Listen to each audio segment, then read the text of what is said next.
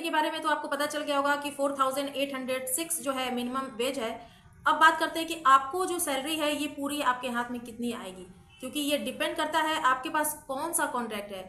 सबसे पहले तो आपका वर्क परमिट, उस पर मिनिमम वेज, देन उसके बाद आपका एम्प्लॉयमेंट कॉन्ट्रैक्ट। तो डिपेंड करता है कि आपके पास कॉन्ट्रैक्ट कौन सा है, ये सब एक दूसरे से रिलेट करते हैं। तो कॉन्ट्रैक्ट के बेसिस पर कौन सा कॉन्ट्रैक्ट है उसके बेसिस पर टैक्स ज़्यादा कटता है। किसी किसी कॉन्ट्रैक्ट में टैक्स कम कटता है और किसी किसी कॉन्ट्रैक्ट में टैक्स कटता ही नहीं है। तो इसी के बेसिस पर आपको सैलरी इन हैंड दी जाएगी। तो मैक्सिमम जो सैलरी आएगी वो इन हैंड आपको आएगी कॉन्ट्रैक्ट के बेसिस पर 3200 से लेकर के 3600। ये डिपेंड करता है आपकी कंपनी के ऊपर भी कि कंपनी जो है कंपनी का टैक्सेशन कैसा है, उसकी ग्रोथ कैसी है।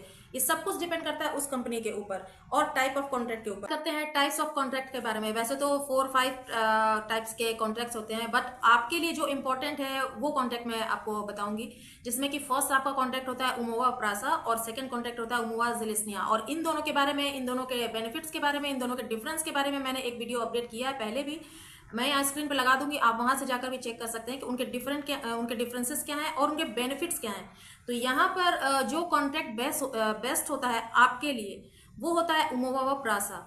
और ये कॉन्ट्रैक्ट जो है आप अपने एम्प्लॉयर से बात करके भी ले सकते हैं, अगर वो अलाउ करते हैं तो। अगर उस कंपनी में ये कॉन्ट्रैक्ट दिया जाता है तो जब भी आप ये कॉन्ट्रैक्ट लेते हैं आपके हाथ में आता है, इसका मतलब है आपके हाथ में बेस्ट कॉन्ट्रैक्ट आ गया है। और ये बेस्ट इसलिए होता है कि इसमें बहुत सारे बेनिफिट्स आपको मिलते हैं। बेनिफिट्स में आपको मिलता है पेड लीव, सिक लीव, आपको वेकेशन मिलता है, ईयरली आपको 20 से 25 डेज का वेकेशन मिलता है। ये डिपेंड करता है कि आप उसको कब यूज करते हैं।